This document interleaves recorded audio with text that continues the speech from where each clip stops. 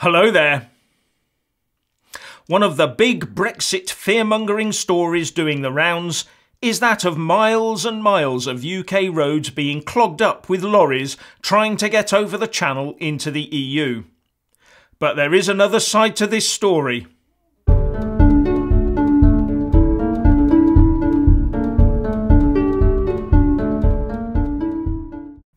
Having read the umpteenth Brexit scare story about a major seizure of our road system around our ports, especially in the southeast, as lorries start using motorways as lorry parks post-Brexit, I thought I'd do a bit of digging. Now, what I wanted to do was look around at some stats that predate Brexit so as to remove any fear-mongering or skewed reporting from the mix.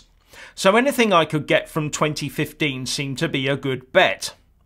Now, the first point to note is that according to Willis Towers Watson, in 2015 3 million goods vehicles travelled from Great Britain to mainland Europe. But further, you can quickly get to realise that this is a circuitous exercise and that overall the number of lorries going out will be just about the same number as those coming in, so it would be safe to assume that 3 million lorries or thereabouts entered the country from the EU too. Otherwise, we'd very quickly either have wall-to-wall HGVs or none at all. But I needed a bit more data and I stumbled on a 2015 report from the RAC Foundation that said that record freight volumes was putting a strain on channel crossings. This report said that in 2014, 1.98 million goods vehicles crossed the Dover Strait heading for the continent.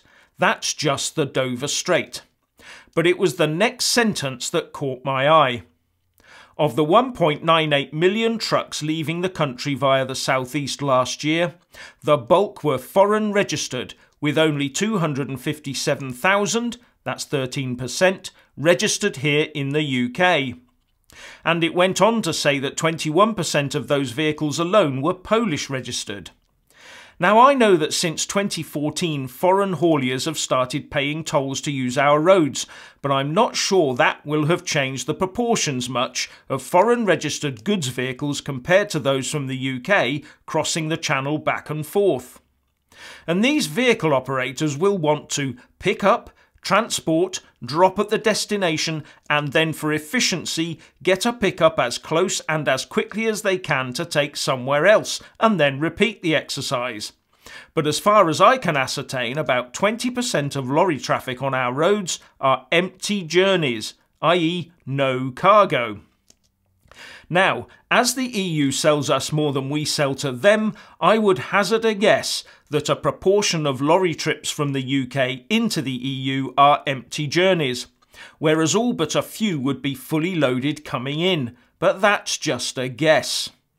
Now, the real point here is that 87% of the lorries trying to get out of the UK are foreign, mostly EU-based, and those EU lorry operators will not want their expensive haulage tractors stuck in the UK queuing up while their own EU border force plays the silly swine.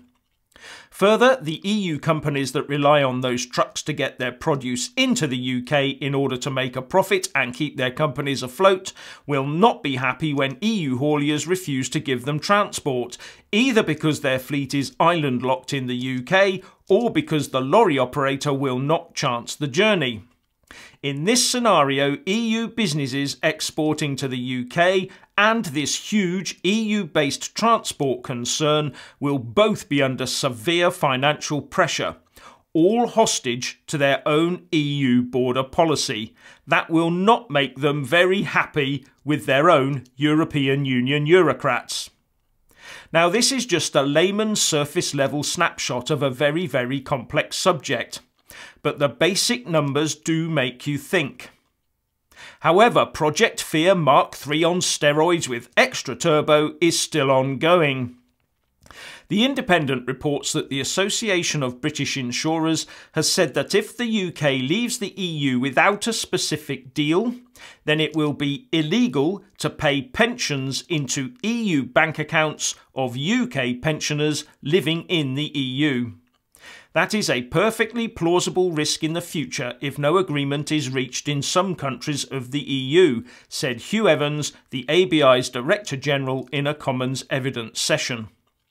Now, the UK can quickly pass a law to make it possible, so any problems would be the fault of the EU in not allowing it.